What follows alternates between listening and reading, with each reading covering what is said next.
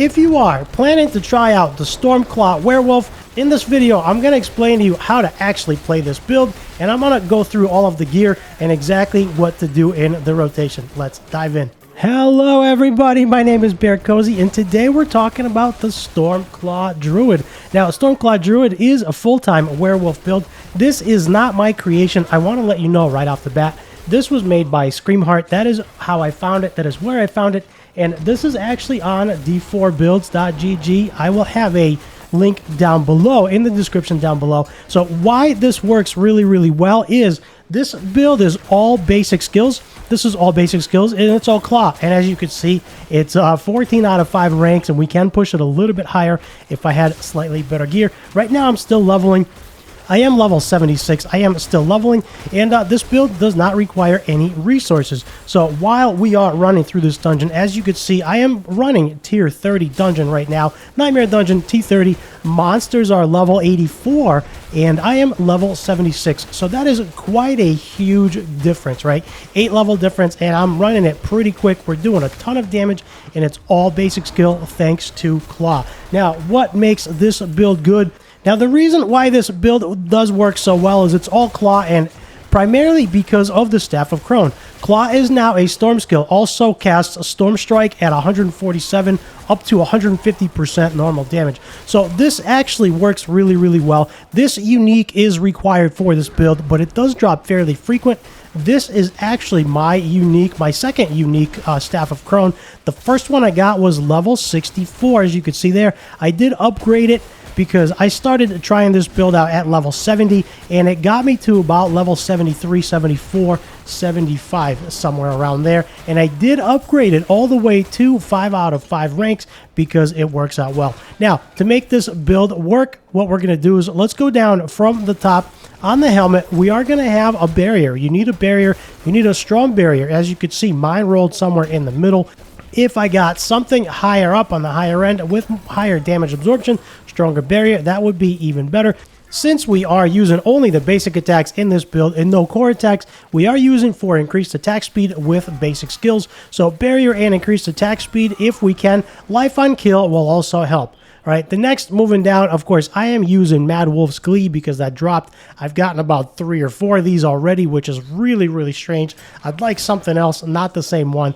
But werewolf form is our true form, 2 ranks to werewolf, and that works out really well. I've got one at level 40, I've got one at level 50, I got one at like level 65, and one at level 71, so it works out really well.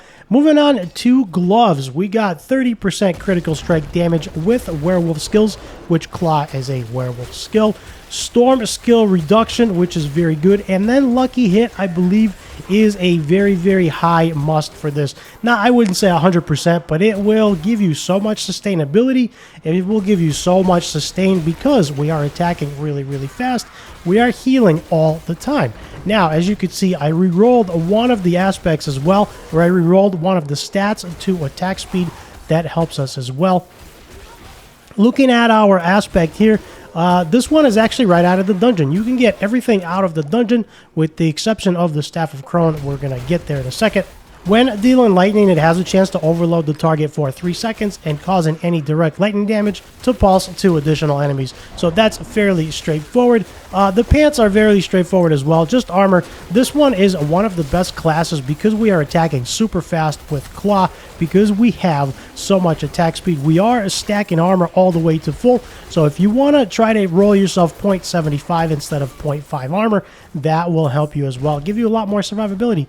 On boots, debilitating roar is now a werewolf skill. Of course, you can find all this on d4builds.gg. And the thing that makes this build work is, as I've mentioned before, the Staff of Crone. Now, this one does take a little bit to farm, so I wouldn't go ahead and build this if you don't have the staff. However, if you do have the staff and it's sitting in your stash, now is a good time to try it out, even if it's under-leveled, because as you know, I started trying mine at level 64. This one was level 64. I started building this build around level 68, level 69, somewhere around there. So the staff actually got me to about 74, 75, and I was going to keep pushing it to see if I could get to 80 before another one dropped. Luckily for me, another one dropped. and I am having a blast, and now I'm able to push T30 with this. So T30 at level 76 I feel like is fairly well. Going over to the amulet, we're looking for storm skill reduction cooldown. Of course, for that hurricane, this will help a lot. Basic skills, gain 41% attack speed. That is very important, and that helps out a lot. Moving over to the ring, we are looking for the duration of Grizzly Rage, and Grizzly Rage actually increases our critical strike damage, which is nice. And then on the next ring, we are going to convert that Grizzly Rage into Direwolf, so that will help a lot as well. The spirit cost reduction doesn't really help, but kills heal you for 10% of maximum life, which gives us a ton of sustainability. Now, how do you actually play this thing? So when you are starting off, the idea is to open up with Earth and Bulwark and simultaneously with Hurricane. We're going to pop those two together, and that will give us enough sustainability. Then we want to use Blood Howl to, of course, help us and increase our attack speed. Blood Howl will increase our attack speed, and it will also reduce the cooldown of kills, so that helps a lot. Now, that should give us enough sustainability for the time being, and of course, if you are lucky enough to have the gloves, if you are lucky enough to get the gloves lucky hit for 5% chance to heal us, this is actually a good example right here. When you see us frozen, what we want to do is pop Grizzly Rage. That will make us unstoppable, and that will allow us to get out of any frozens or any traps. Even if you get frozen before you pop it, this will help a ton.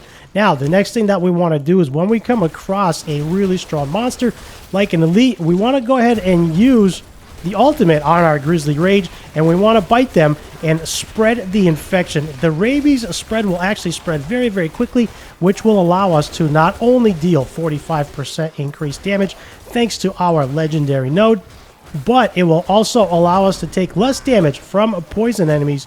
And since the Grizzly Rage ultimate poisons enemies and increases bonus damage at max duration, this is really, really good. So we are taking less damage and we are doing more damage to them. Looking at the Paragon tree, one of the things I talented into is this heightened malice right here. While there are 3 or more enemies nearby, you deal 45% increased damage. So not only does our ultimate in Grizzly Rage, while we have Grizzly Rage active, poison enemies, but our character, if we look at our skill tree, our character, our basic attacks will actually poison enemies as well. So that works out really, really well. Neurotoxin poison enemies are slowed by 8%. Toxic Claws, critical strikes with werewolf skills deal 8% of their base damage as poison damage. And then poisoned enemies take 60% additional critical strike damage. And since they are poisoned, we do take much less damage from poison enemies. And it actually looks like we forgot a guy. So let's go back, hoof it all the way there. And yes, I can say hoof it because we are in werewolf form. So let's go back all the way there. Grab some stuff while we're getting there. He is actually in the corner. Ran right by him, so let's go get him. We'll kill him, and then we're going to go right for the boss. So here we go. Here's the guy. Pop in our barrier. Pop in our whirlwind. We're going to pop Grizzly Rage, and then we're going to bite him with rabies. Now, rabies not only deals damage, but it also spreads really, really nicely. And since all the enemies are poisoned because it spreads, we're doing a lot more damage, making it quick work on the elites. So that is exactly why I'm liking this build. And right now, it's actually one of the better builds that I've tried so far and the most damage that it does. And it's really nice because you don't have to rely on resources. So as you can see, Mother's Judgment there going down pretty good. Level 84, not going to lie, a little bit tougher on the tougher side. But we got plenty of sustainability. We got plenty of damage.